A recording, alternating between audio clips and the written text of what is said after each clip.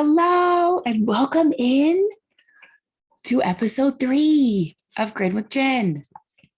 Okay, let's start off with a joke first.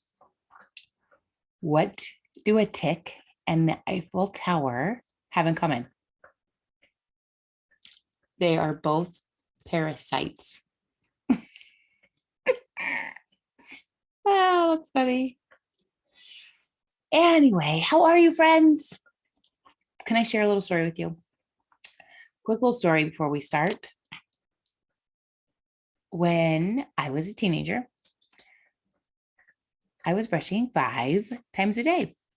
And this was my way of avoiding flossing because I didn't like to do it. I didn't want to do it. I didn't see the point in it. And so I just brushed more often. I thought if I brush more often, then I don't have to floss, right? So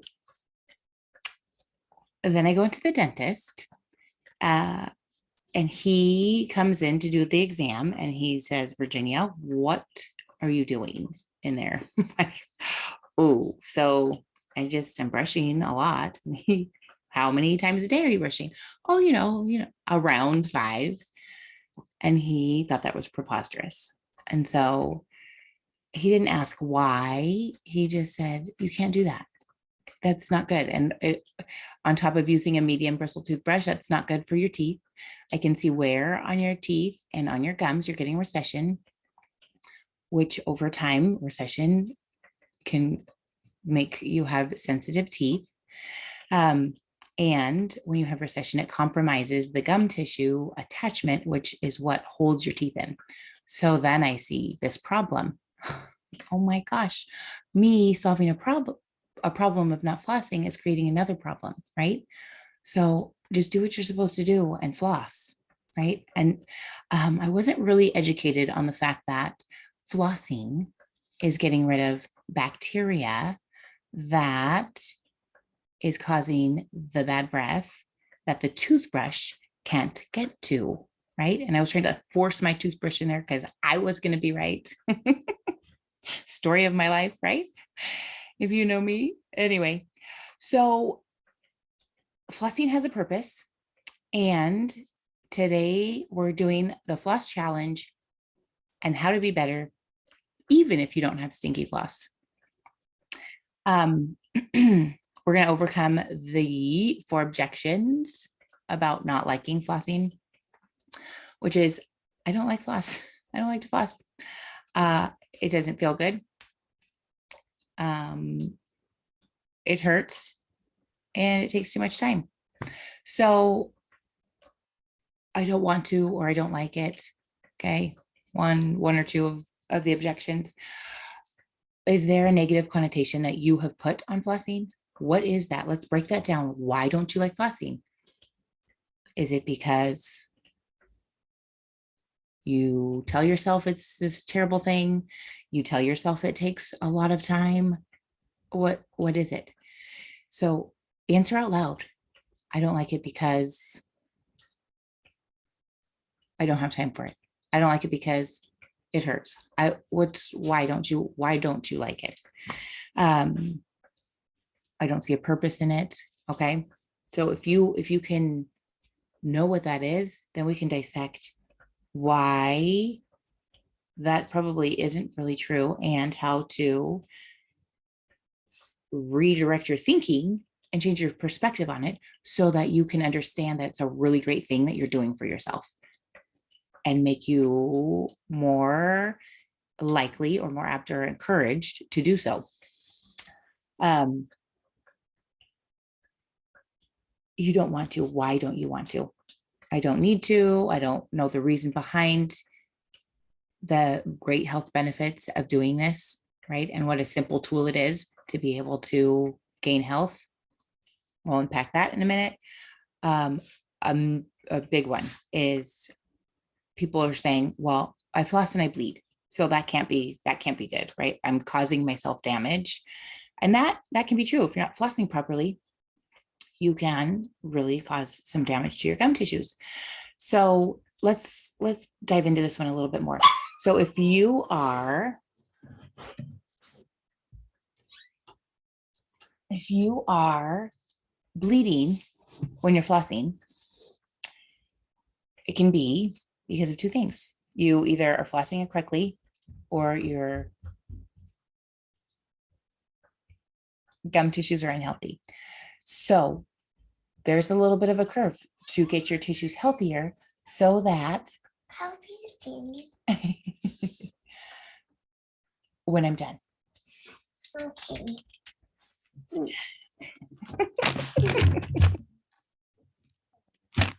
Okay, so what we want to do is we want to floss. Can you say hi to Louie? Hi, Louie. So you want to floss because you are going to get the bacteria out of there so that it is not causing the damage and it's not causing stinky breath and it's not breaking down the tissue. Okay, so when you have bacteria sitting between your teeth for prolonged periods of time, the bacteria are taking the microscopic food particles and they're digesting it and then they're pooping out acid. Acid is going to create the cavities in your teeth. Okay, so that's a really great reason, because if you do that, and you are less likely to have decay, right? So you're saving yourself time driving to the dentist, waiting in the dental waiting room, waiting in the chair, getting an injection, and then having the procedure done. So that's a whole lot of time, right? And then driving back to home or work or wherever you're going. So it's a whole lot of time and money that you can save by flossing. Also, you don't have the degradation of your hard tissue, which is your tooth, or your soft tissue, which is your gums, and you just are healthier longer. Okay. So when the bacteria is in your gums and it's not getting removed, your body's immune response comes to fight off that bacteria. Well, it's not leaving, it's not going anywhere. Not going nowhere well. So your body is having a heightened reaction to this bacteria because it's constantly there causing Mom's right. problems. And so then your gum tissues start to inflame and puff up and inflame and puff up. And when it's inflaming and puffing up, guess what it's doing? It's creating like a larger area to collect more debris, food, and have more bacteria build up in that pocket. Okay. Mm-hmm. And that's nasty. So you want to get that out. You want to remove that. And over time, if you're not removing it every 24 hours, then minerals from your saliva are calcifying it to the teeth. And then you really can't move it. Okay. You have to go see me or a hygienist and have that removed with a scaler. Okay, so it is just highly advantageous to get the crap out of there because that's what it does. Create a crappy environment that's so unhealthy and it's not what you want. Okay, so when you begin removing the bacteria, then what you're going to do is decrease that inflammatory response, and it's going to contribute to health. It's going to decrease your gingivitis, and it's going to decrease the amount of bleeding that you have when you floss. Okay, but you have to start somewhere, right? So you're going to bleed, but you're bleeding because your gum tissues are unhealthy, not because it's associated with flossing. And over time, you'll see that the flossing will decrease the amount of bleeding that you're having, okay? And one other objection is that it hurts, okay? And so it hurts because your gum tissues are inflamed. Shh, shh, Dino. And your gum tissues will start to be less inflamed and it will hurt less the more frequently that you do it, okay? Let's see. I don't need to floss because I don't have a stinky floss. So I'm good. I don't have to do it. You still are getting the bacteria in there, right? What we just talked about. You're still having food particles in there. You still are going to contribute to the inflammatory response, even if you are flossing 2 times a week, 3 times a week. Okay, we'll take it. But here are other things. There are different tools to assist you into making flossing easier. There are the regular fingers, right? To floss. You can do that. And if you don't know how to floss, there are, or if you don't like putting your fingers in your mouth, there are little pre-floss flossers, right? People know about these. You use those, right? You're not getting your big old clunky fingers way back in your mouth and gagging. What else? There's a water pick. Second in your thumb. Good morning, Tutino. There are mouth rinses that you can use, right? So all of these things are helpful. They don't take the place of floss, but they're helpful in removing more bacteria. So there's less likely to go in between the gum tissues and the teeth. An electric toothbrush is a huge tool to use. And in the program Highway to Health, we are going to go over natural tools that will help numb your gum tissues so that when you are flossing, it isn't hurtful. We will go over how to floss properly, and a Sonicare toothbrush is included in the package you get with that program. So you probably want to get on the wait list for that. Okay. And here are some things to note. When you're flossing, there's a better time to do it than others. Okay. I'm not going to complain. If you're going to floss at any point in the day, floss. But think about before you go to sleep.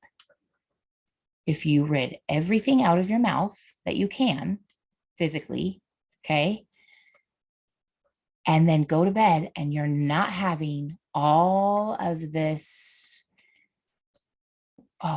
it's like a war in there. So you're not having the war of bacteria on your gum tissues and your teeth while you sleep because you've taken it away. All right. So that is a huge advantage if you can do that before you go to sleep, to brush and floss, and then have that environment, have this long period of time to heal while you're sleeping. Mommy's a dentist. I'm a hygienist. So cute guy. Okay, so let's wrap this up. We gave you reasons to floss. Okay. If it hurts, if you don't like it, you don't want to, you don't have time, you don't have stinky floss, you bleed, those do not override the fact that that bacteria is in there 24 hours working and you need to do something to fight against it, to stay healthy. So there's not just one way to get the job done. Okay. You can use different implements. There are many of them that will help you get healthier. And if you habit stack, so say that you are really good about brushing your teeth, and I am. And you add flossing into that. And if you have it out on the counter and you see it, it's going to give you that mental cue and that visual cue of, oh, there it is. Yep, I need to do it. Or put a Post-it note up. Just having everything all in one place is so helpful so that you can not have the excuse of, oh, the floss is in the bathroom and I'm in the kitchen, or I'm in the kids' room, or I'm whatever the excuse can be. In the office. Or in the office. So she is right now. Kids, don't you just let them? Tino, this is Tino. Can you wave? Give everybody a wave, Tino. Early riser. He's asking for candy, by the way, because it was Halloween. Candy. Stop. He loves candy because we try to moderate the candy, right? And you really got to floss after you have the candy because that sugar in there is bad for the bugs. I like sugar. Oh, do we want to go into pH? Let's go into pH real quick. So the pH in your mouth should be around 7, okay?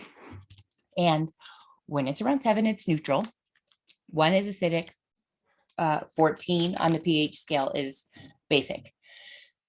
The more acidic you are in your oral environment, the more problems you're going to have. Okay. You're going to have greater breakdown of tissue, hard and soft tissues, and the higher chances you are going to have of having decay. So if you're going to have candy, eat the whole thing. Okay. Like, don't eat a little bit and suck on it and then take another bite in 10 minutes when that one piece is gone. It's like, get the candy and do the damage. Get it done. Eat it. Okay. Because here's the other thing. When you eat the candy, your pH, let's say it's at 7, it goes down to 2, 3, and it stays there for like 20 minutes before it starts coming back up. So if you're eating your candy and it drops down, and here's the 20 minutes and you don't have anything else, then it goes back up. Well, if you have the candy and then you have a soda and then you have another candy or a donut or something sweet, sugary drink or something of the sort, it's down in a low pH for a long, long period of time. So it's basically demineralizing your enamel on your teeth. And that is a huge contributor to decay. So decay also gives you stinky bad breath and it hurts and it's not fun. So know that and be done with the drink fast. Be done with the candy fast. Be done with the donut, the cake, the whatever. Okay. And then when you're done, swish with water vigorously so that you can disrupt all of that that's going on in there and get it out. Okay. It's not like I'm going to ask you to floss while after you have a cupcake. That's this now. And then the water also will help to raise your pH without disrupting the surface of the tooth that's a little bit demineralized. Okay. So perfect little tip. Swish with water if you don't have floss. Okay. But when you get home, floss before you go to sleep and all your problems are solved. Make sure the floss is out on the counter. You see it, you do it. Listen, the more you do it, the less you're going to bleed, the less you're going to have complaints about it, the less it's going to hurt, and the less it's going to stink, the less it's going to bleed. Okay. So we're encroaching upon the 3 weeks now. I'm trying to help you do the flossing for the 3 weeks, right? 21 days for you to create a habit. And pat yourself on the back. If you've done 1 day of flossing extra than you usually do, that is progress. And that's what we want. Okay. So with that, I hope you guys have a wonderful day, a wonderful week. And until next time, God bless you.